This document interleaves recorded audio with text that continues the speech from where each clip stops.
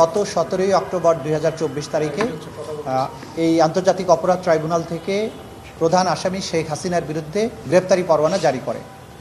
সেইটার ভিত্তিতে আমরা 13 নভেম্বর তারিখে, আপনারা জানেন যে বাংলাদেশের পুলিশের একটা শাখা আছে এনসিবি নাম, ন্যাশনাল সেন্ট্রাল ব্যুরো, তারা ইন্টারপোলের ব্যাপারে ইন্টারপোলের রেড নোটিশ জারি করা বা ইন্টারপোল রিলেটেড যত অ্যাক্টিভিটিস আছে বাংলাদেশের পুলিশের পক্ষ থেকে সেটা তারা মনিটর করেন, সেটা দেখভাল করেন এবং সেই ব্যাপারে তারা দায়িত্ব পালন করেন।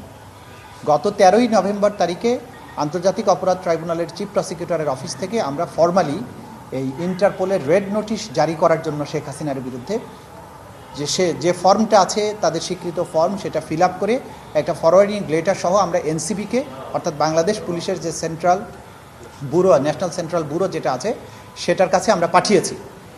বাকি ফর্মালিটিসটা করার দায়িত্ব আমাদের এনসিবির।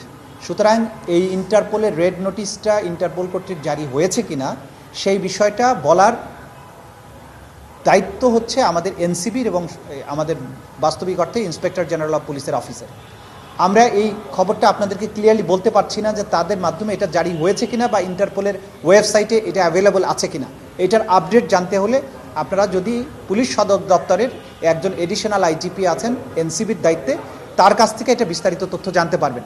আমরা যদি জানতে পারি ভবিষ্যতে বা পরবর্তীতে আমরা আপনাদেরকে এটা জানাতে পারবো। আমরা আশা করছি আগামী কয়েক মাসের মধ্যেই অন্তত শেখ হাসিনার বিরুদ্ধে যে তদন্ত আমাদের রিপোর্ট, সেটা তদন্ত সংস্থা যেটা বলেছেন তারা মনে করেন যে আশা করেন তারা 3 মাসের মধ্যে হয়তোবা তারা শেষ করতে পারবেন। এটা চূড়ান্ত কথা নয়, তারা আশা করছেন 3 মাসের মধ্যে হয়তো তারা পারবেন।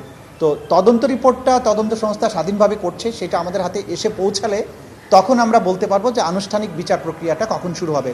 আইনের মধ্যে বলা আছে যে রিপোর্ট পাওয়ার পরে কবে থেকে বিচার শুরু হবে, কখন ফর্মাল চার্জ দাখিল হবে, কখন সাক্ষী গ্রহণ শুরু হবে। সুতরাং এটা হচ্ছে আমাদের দিক থেকে আপডেট।